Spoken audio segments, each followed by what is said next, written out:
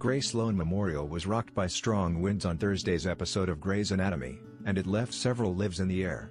The milestone episode kicked off with Meredith helping her makeshift father, Richard, as he got out of jail for the number he did on the bar.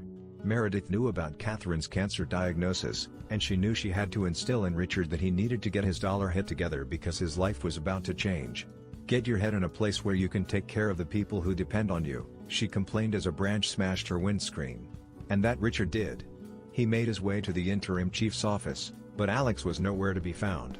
In his place was Bailey complaining about the mess and how late her successor is for work.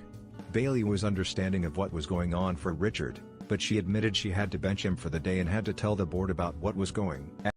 As for Alex, he and Joe slept in and quickly realized there was no way either of them could make the journey to work because of the storm.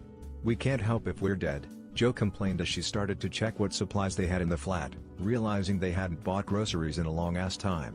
But the couple's plan to relive their honeymoon was derailed when Joe noticed Alex had not filed their marriage license, so they technically were not married. Then, the power went out, so their time together will have to be spent trying to assess the state of their careers. Things took a turn at the hospital when trauma had an influx of patients thanks to the storm. One girl had a selfie stick embedded in her head, one had a Christmas cane penetrating them. It was a mess. The woman with the selfie stick was freaking the F out, and Helm and Amelia treated her. When they removed it, the woman died because it was leaning on her brain. But she was an organ donor, so the doctors rushed to use the organs on some other patients. Cece was one of those, and the doctors got her ready for surgery. However, DeLuca reiterated to Cece that there were big complications. "If you don't squeeze all the light and love and joy you can out of this one life you've been given, I'm gonna haunt you from my grave," Cece said to Meredith. DeLuca later cornered Meredith afterward and gave us all the feels. "While I'm feeling brave," DeLuca said. "I'm not sorry I kissed you at the wedding 'cause it's all I've been able to think about ever since. I'm having such a week, I don't trust my thinking, so I'm gonna walk out of here. But I'm gonna think about what you said when I'm able to think," Meredith said, clearly confused about all of it. Meanwhile, Richard finally attempted to tell Catherine the truth about what happened, but he was blindsided when Karasik answered her phone. He immediately assumed they were having sex and stormed around the hospital.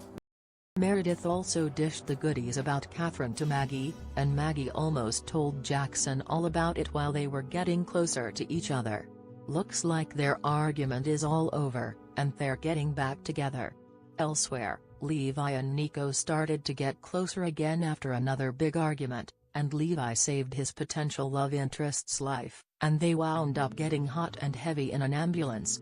But a power line fell down right next to the ambulance, plunging the hospital into darkness.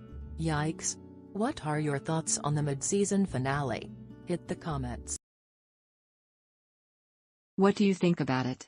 Share your opinion in the comments below the video. And also subscribe to the channel not to miss new, interesting videos.